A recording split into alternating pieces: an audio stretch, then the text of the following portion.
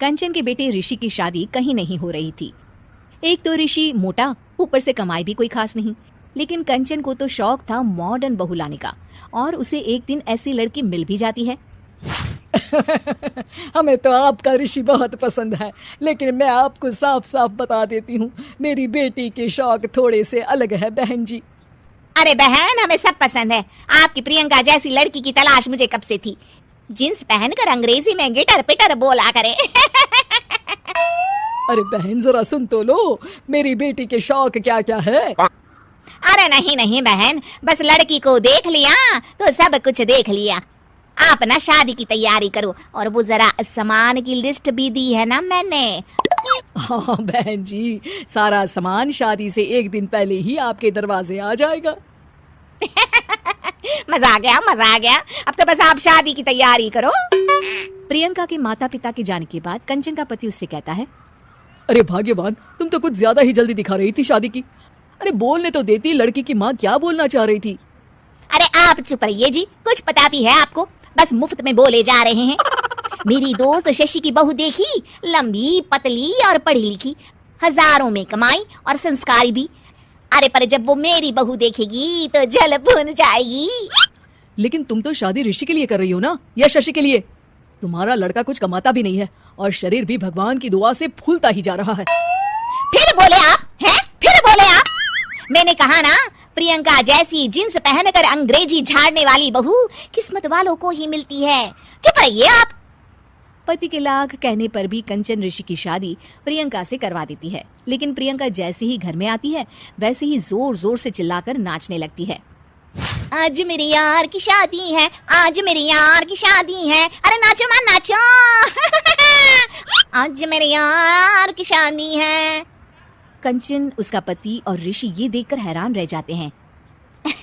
लग रहा है बहू को शादी की बड़ी खुशी है। हाँ हाँ, बहू क्यों नहीं, हम भी नाचेंगे। अरे नाचो नाचो जी, मुंह क्या देख रहे हो, चलो चलो नाचो, बहू कह रही है। कंचन ये कहकर प्रियंका के साथ नाचने लगती है। ऋषि और उसके पिता वहां से चले जाते हैं। अगले दिन कंचन अपनी सहेलियों को प्रियंका से मिलवाने के लिए घर बुलाती है, जहाँ शशि भी आती है।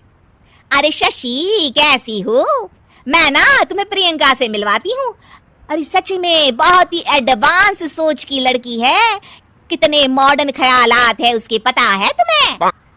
अरे हाँ कंचन, जरूर। बच्चों की शादी अच्छी ही होनी चाहिए, और वैसे भी तुझे तो शुरू से ही ऊंचे ख्याल की बहू चाहिए थी।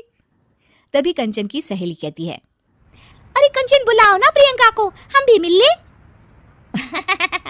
अरे बहू प्रियंका, जरा बाहर तो आना। कई बार आवाज देने के बाद भी प्रियंका बाहर नहीं आती है, तो कंचन को बुरा लग जाता है। वो उसे लेकर बाहर आती है, लेकिन ये क्या, प्रियंका लड़खड़ाती हुई बाहर आती है और उसके हाथ में शराब की बोतल होती है।